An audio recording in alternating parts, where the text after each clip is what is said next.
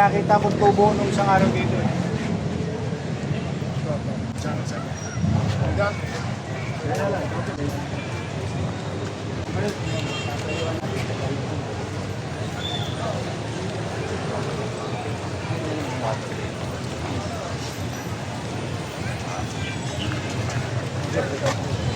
Yan ang standard.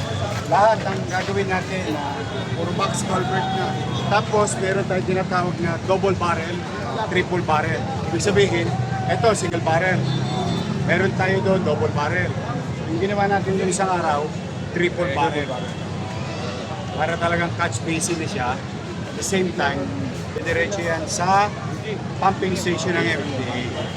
Kasi gaganito lang yung tubo niya. Ito na. Kalalim po dati. Ito.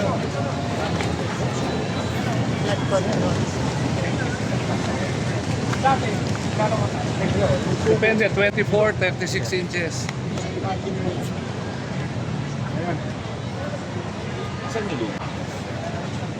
Ganito na kalalim yung kanal, sir. Ito na. Safe na sa senior citizen dyan. Saka mas madaling linisin. Kasi pag nagkaroon ng manual yan, paglubog natin, no, meron tayong mga machine na pangbigo. Ang base niya na, flat. So whatever sand that it will accumulate through the years, mas madaling may ligo. Ilang taon na ba yung dating ano? Hindi ka pa yata pinapanganak. Pareho tayo. Luma na. Mayor, bago magtag-ulan, nakabaon na yan. Oo. Cross finger. Siyempre, talagang inahabol natin. In fact, kahapon, wala pa yan. Oh, kahapon, di ba? Kalulubog lang niya kanina. So, mabilis yan. Ginagawa na yung tap eh. Ano yung mga lugar, Yorme, na ano? Mga lugar na may mga ganito, mga priority na mga lugar na mayroon? Ayon lang sa pera muna namin, itong area na to. Kasi based on drainage master plan ng City of Manila na pinagawa ko 3 years ago, natapos this year at 2025. So whatever money that we have, yun naman ang ini-implement natin. Meters by meters. Pero yung ginawa na natin, yung medyo makabago na, saka medyo pangmatagalan namin. Hindi tinipid, Yorme. Well, kayo na humusga.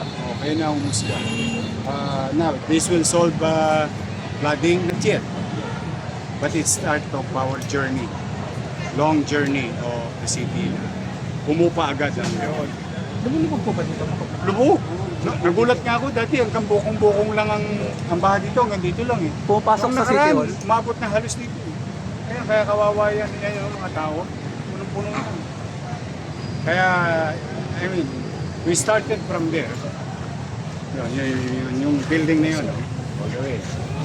Tapos, lumiko rito, lumika dyan, dito, diretso pa doon. Sa pumping station ng MMDA. I think you were there the other day. I don't know. With the Chairman Artes. So lahat yan, higo papunta sa ilog. Magkoconnect-connect na siya. Kaya hopefully. Tapos na yan. Kahapon lang hinukay yan. Kahapon na to start. Tapos yan, hinulog na. Dudok-dudok. Hopefully. Mas maganda ron, triple barrel. Ibig sabihin nun, tatlong ganyan. Doon sa... Lahat ng tubig dito sa top. We are hoping that we can accommodate. But depende sa volume ng, di ba, may water volume. But the question is, will it help? Yes. It will resolve? No. Not yet. We're still far away from that. But it will help, yes. Eh kung marami kami pera, siyempre, mas marami. 100 plus billion eh. Yung drainage master plan pag in-implement. Okay, but you know, we don't have that kind of money. Ito po, mga Ito magkano part, yun natin? a few millions ang doon. Paligid mo na ng Manila City. Unti-unti. Tapos wala nang balikan. Ibig sabihin, talaga may tutunguhan. Whether it is 10 years, whether it is 5 years. Basta tuloy-tuloy lang. Ayan, no? At least hindi kawayan, ha? Pat. Yan, sa tanong lang sana. Yung mga... Ay, malapit na. Wednesday. Ano ba doon? Wednesday. Bigyan mo sila ng dati na Di- tawag. na- Ano ba yan? Magbibigay si President Marcos ng 5,000 under IX DSWD. We already submitted today as per requirements. The names of tricycle drivers. Ilang tricycle driver? Ang Manila has about 10,700 plus. Then we were told this morning to submit naman yung jeepney driver. 1,000 plus naman. Wednesday yung target. Simultaneously buong Metro Manila. Pero yung mga taxi drivers po. Okay, then kasama dyan yung rider, yung mga lalamog, angkas. Pero kailangan ibigay pa sa amin ng LTFRB as per agreement, no? Yung listahan ng mga tao. Kasi sila nakakaalam eh. Kung sino ang taga Maynila, sino taga Caloocan, sino taga Quezon City, sino Makati. Ganon din sa taxi. Ganon din sa TNDS. Yun. So doon manggagaling yung data sa... Pero yung jeep at saka tricycle, sa amin na yun. Nasabit na namin tricycle.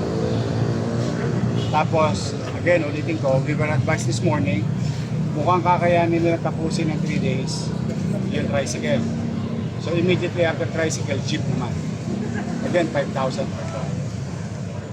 Bigay ng Office of the President through cash. Paano po magiging dissemination ng Ay ano, i-informahan sila, of course. Meron ng mga nakahanda. Nag-meeting na si Secretary Gatchalian yesterday with local government representative na Social Welfare Office. Yung 17. Meeting kahapon alas 5. After ng meeting namin sa Malacanang in the morning, alas 5 ng hapon, mga local social welfare officer. Today, submission lahat ng pangalan. Sinapit na namin yung mga pangalan. Ginagawa naman namin yung nagagawa kami para sa mga kikita. Tapos we're just waiting for mga lalabog, angkas, grab, yung data nun galing sa LTF.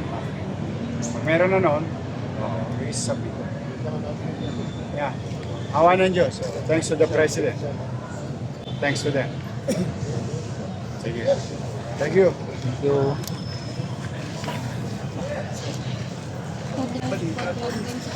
Hindi po. Doon tayo sa traffic. Pumunta na tayo.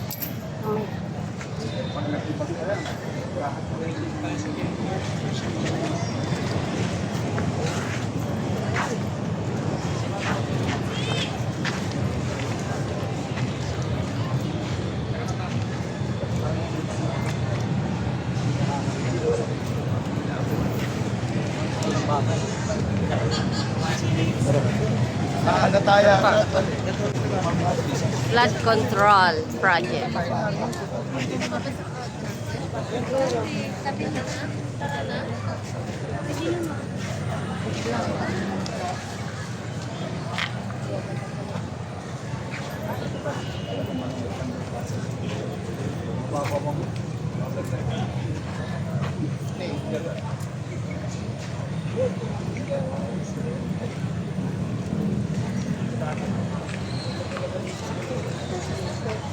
Ayun na, pumasok ng ating Yorme.